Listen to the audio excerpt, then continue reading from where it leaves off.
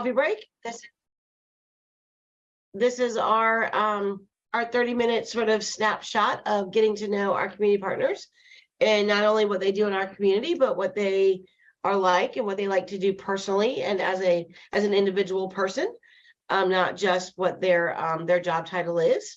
So today we have John Bulin, who is the volunteer coordinator and program sort of developer, I guess, and coordinator for Eastern Shore Coalition Against Domestic Violence. So, John, we're very happy to have you here. So with that, I'm going to let you do what you do.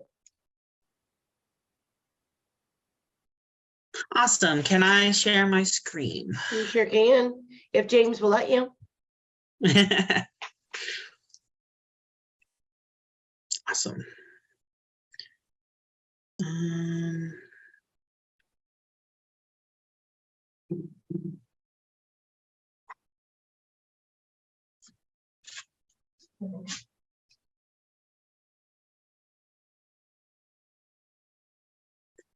And present. Outreach coordinator. That was the part I was looking for. Yeah. If Canva would like to load for me. Okay. Yes, so I'm John Bulin. I'm the volunteer and outreach coordinator for Eastern Shore Coalition Against Domestic Violence, also known as ESCDV. I like to start off with a little bit about me. So many people don't know my education. What I went to college for and learned too much from is in social justice, human trafficking, and sex work.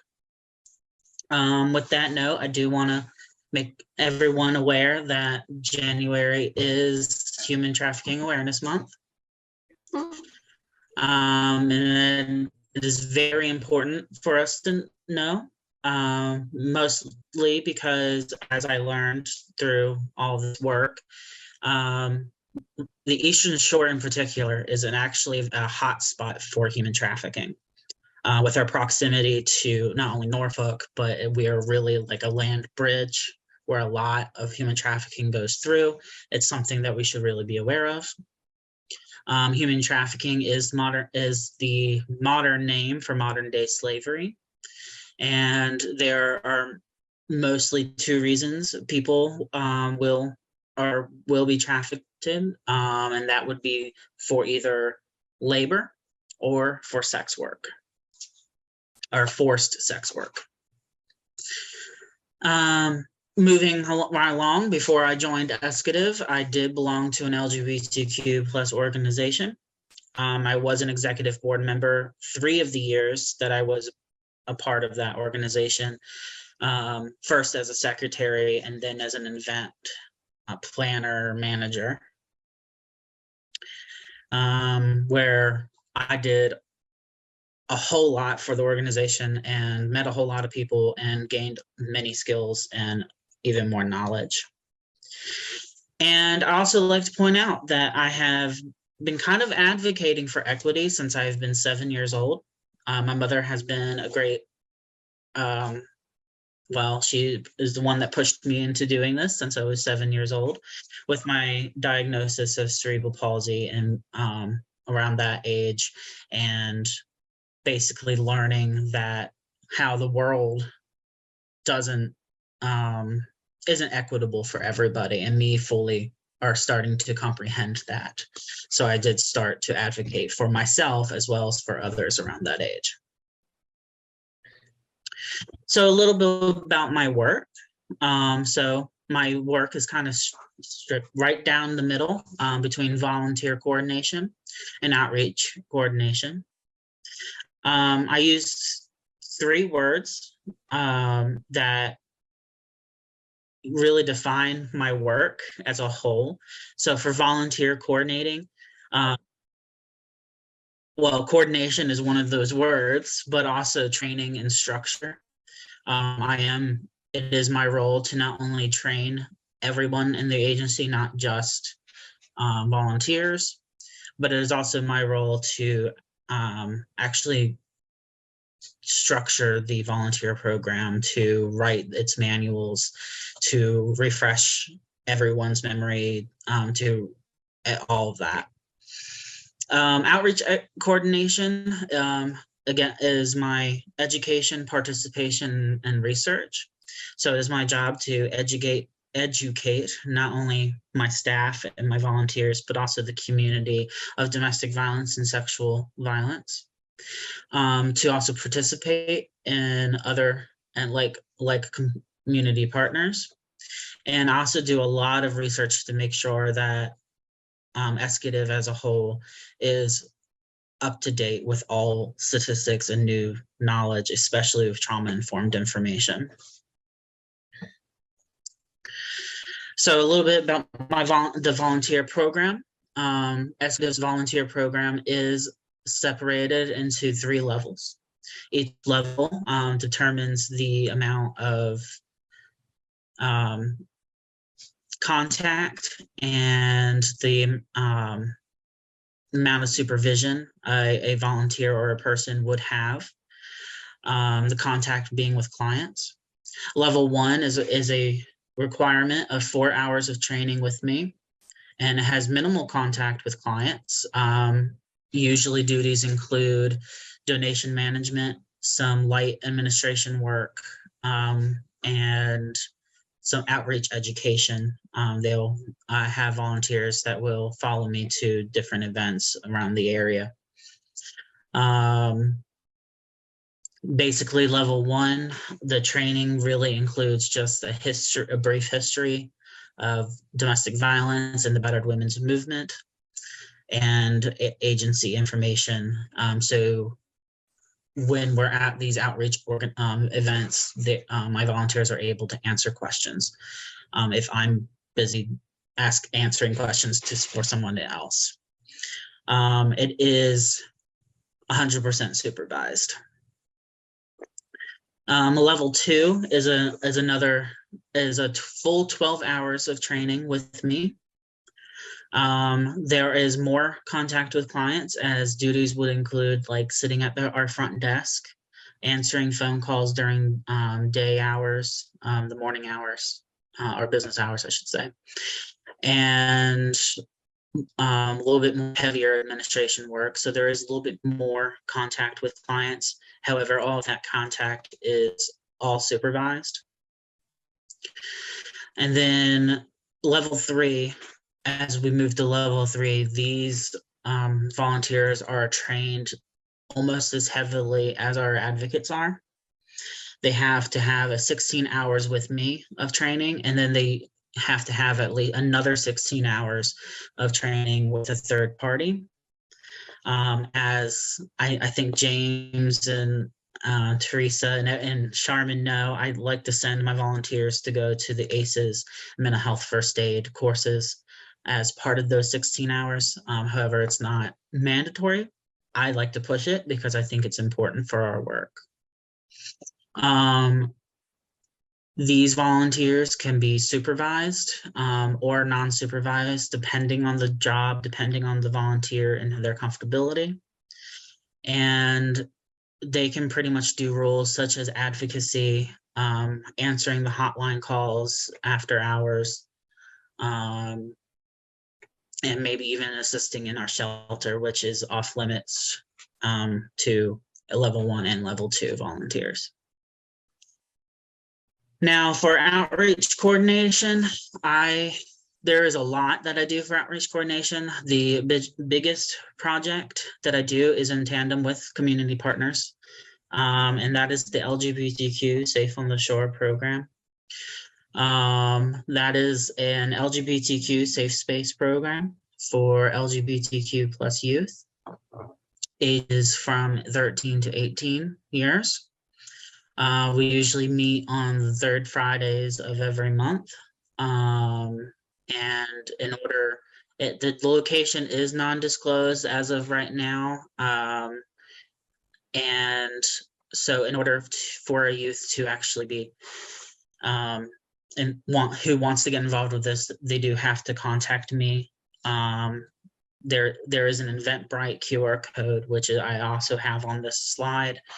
but my email will also suffice. And of course, calling my office, I can tell them verbally as well. This program is usually mostly geared to not just providing a safe space for these youth to come together and meet each other. It is also an opportunity for them to learn about the local resources that they have access to, which is why that age group is why the age is 13 to 18, because then they can learn and request services on their own accord around those ages. And I also, Safe on the Shore does also provide trainings or workshops for parents of LGBTQ plus, for service providers and for teachers, who just to spread awareness and knowledge and whatever else that somebody else might need to start feeling more comfortable with the working with the LGBTQ plus community as a whole. Those trainings are on demand. So again, if anyone needs them, whether it's for staff, whether they want to make it available for themselves, they can always email me or get in contact with me with my phone number or with my work number, and I can make it happen. That training is around 2.5 to 3 hours, and I also am willing on certain occasions to modify if needed. Modifications mainly meaning they need more specific information than just what I would give in a general training. And before I go to the next slide, if I want to ask if there's any questions about my outreach work, or if there's any questions about my volunteer work. I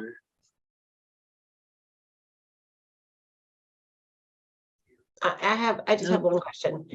John, have you how are you promoting, granted, I realize that it's trying to be as I guess sort of on the DL as possible, but how are you promoting the Safe on the Shore program within our school systems? Do you have contacts at the schools that you give the information to for them to disseminate, or if they I work with students in their schools? That is a good question. I did have more contacts in the past year than I have now. Many of my allies have left the schools as of right now, so I don't have those anymore. As of right now, I have Becky Haney, the Accomack County social worker, one person in Northampton County schools, and another person also in Accomack County, or more Arcadia High School. I have seen a lot of barriers been put up in my way to get this information out. A lot of individuals are either scared or not ready to accept help for LGBTQ youth yet as of right now. So the spreading of information has been very slow and cautious.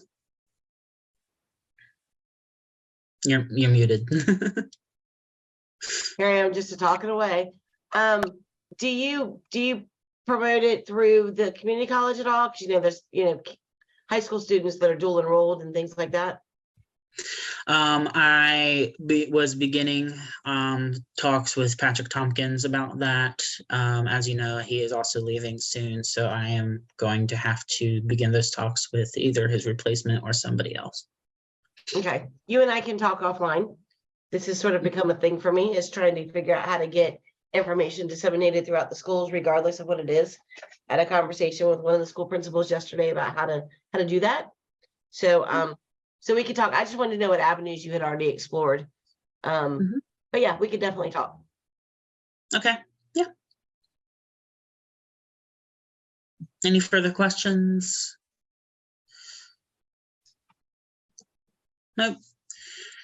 So this is my contact info. So that's my email, my work number that you can reach me by, and also where I'm currently located at in person at 130 Market Street in Hancock. Now that will change hopefully by May. We should be hopefully by May, we will be moving into a new facility, which is 12 Hartman Avenue. May, June. So please look forward to that. If anyone has any questions about the building project, I can answer those, as well as I am also part of that project managing process.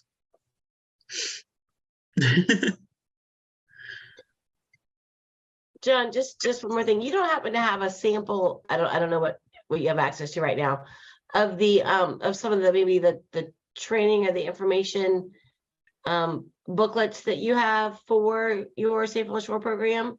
Yes, it's actually on Canva. Give me a second.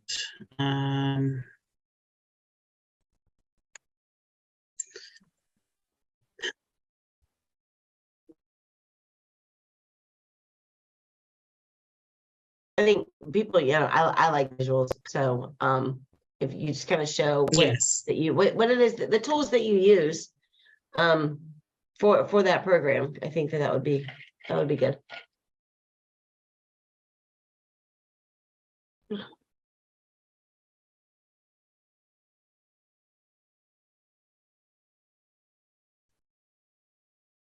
And if you can't find it, it's no big deal. We can look at it another time.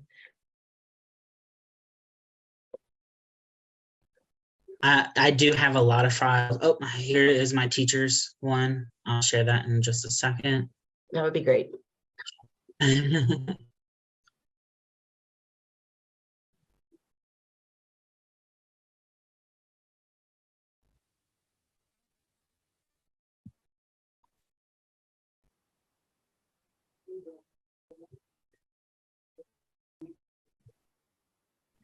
Okay, so this is my, can everyone see the screen? Mhm. Okay, so this is my teacher's guide to an LGBTQ classroom. I do give this out at the end of my teacher's training. It has been modified for teachers to basically work from. So there's a brief LGBTQ paragraph talking about LGBTQ 101. Just really a introduction to what it is. And then I go into topics like intersectionality, equality versus equity. And then I touch the topics of anatomical and biological sex versus gender, which many individuals seem to have difficulties understanding. So I really tackle those topics. And then I go into the dreaded topic of pronouns that many individuals struggle with, including LGBTQ people struggle with. And then as I go through that, I also, what is unique with the teachers one is I do go through and have a list, a very long list of famous LGBTQ individuals in history, starting in 610 BC and going into modern days with like Elton John and Kim Coco and Mowato, or Iwamoto. And then what I also do is I do provide, through Safe Schools Coalition, I do provide some draft lesson plans for that include LGBTQ knowledge, and this isn't just for LGBTQ history. It goes into writing, it goes into math, it goes into science. Just how different ways to be inclusive in the educational process and include this information.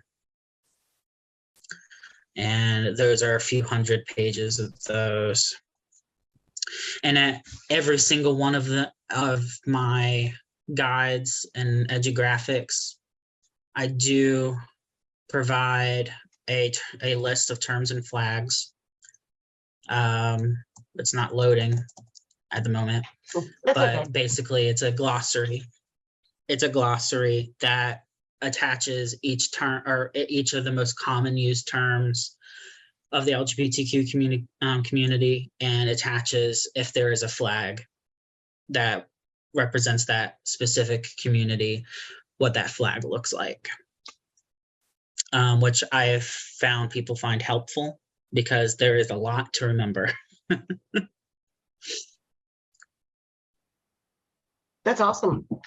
And have you had a lot of teachers participate in your trainings? As of yet, no. I did. I was working again with Patrick Tompkins to get several teachers involved at the community college to do a big training, and then that kind of just fell through recently.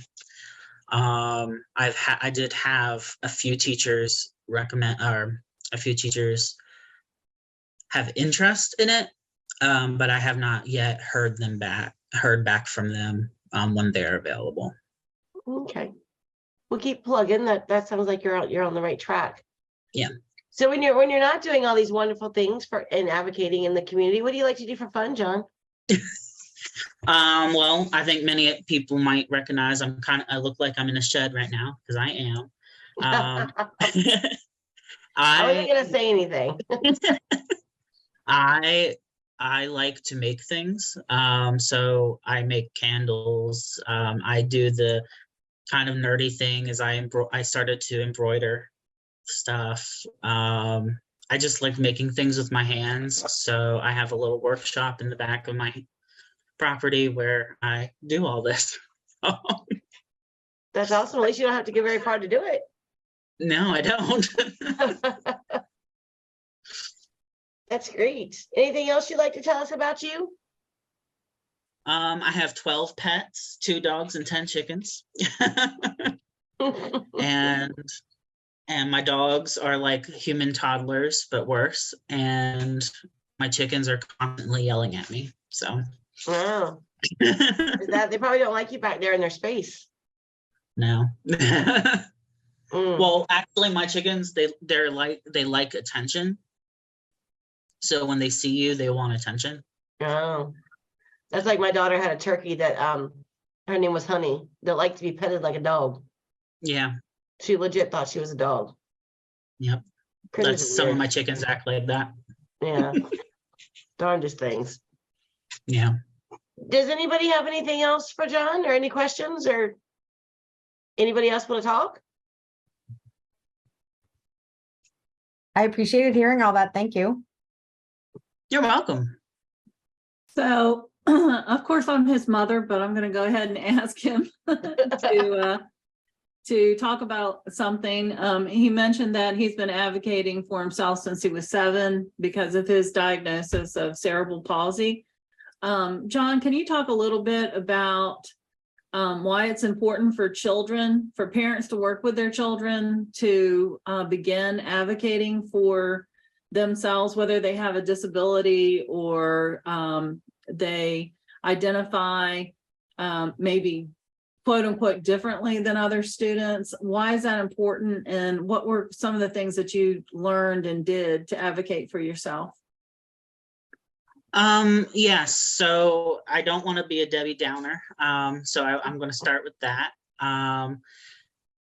What I noticed growing up, even though I had 2 wonderful parents who would take down the school brick by brick if something bad happened to me,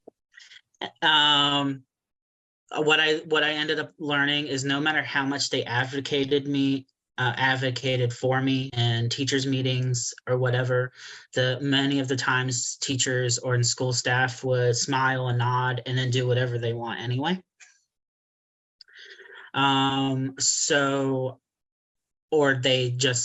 Or they would just pass it off as to overprotective parents and not really give it a second thought. So I had to learn how to advocate for myself and for my peers in the classroom as well, and basically making a lot of noise that teachers and other school staff could not ignore. And that did end up leading to me advocating for my fellow classmates who were also getting mercilessly bullied by other classmates, by some school faculty, and really just learning that bullies aren't just kids. And I had to learn that kind of the hard way and had to start speaking up.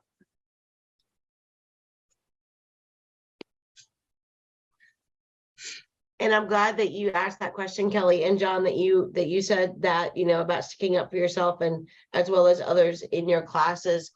That is one of the things that I know for a fact Accomack County Public Schools is looking at is bullying and how can they reduce that, because it has become such a huge issue within our school systems.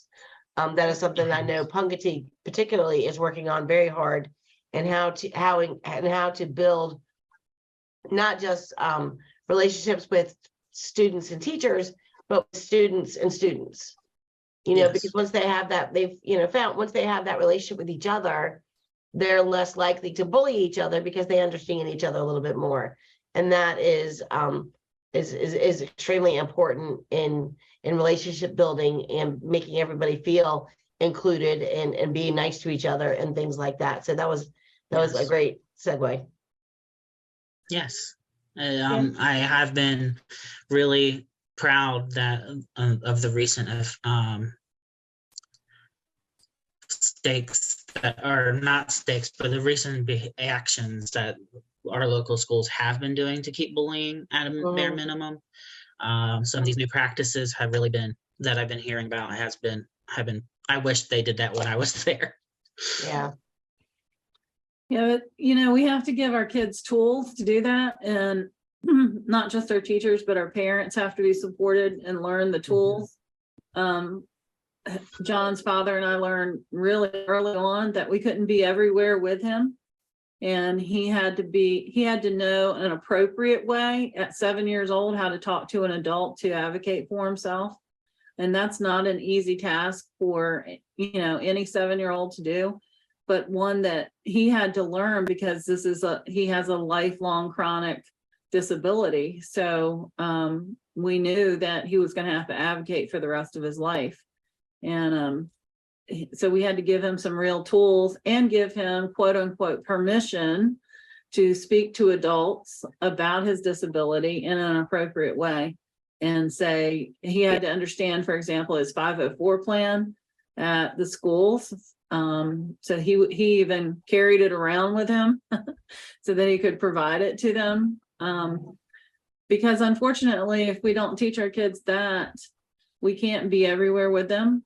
And by the time I came through the door, like you said, it often, was not a good scene, because things pile up and then parents get overwrought about what's happening with their children. So John Christopher would be a great person to teach other kids how to do that.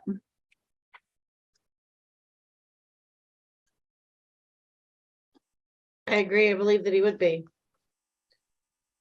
John, I don't have anything else. Does anybody else have anything for John? Okay. Thank you, John, so much for being our guest today. I appreciate it. You're welcome. I didn't mean to spring it on you like I did, but I was really glad that you were able to do it for us. Thank you everybody for joining us. Again, this is just our 30-minute sort of look into our colleagues' lives and seeing who they are as people and not just as the profession that they that they provide in the community every day. So so thank you, John, for letting us take a look into your life. Not a problem. And if nobody has anything else, we'll let everybody get back to their day. Thank you all for joining us. Thank you. Thank you, John. Thank Bye. you. Bye. Bye.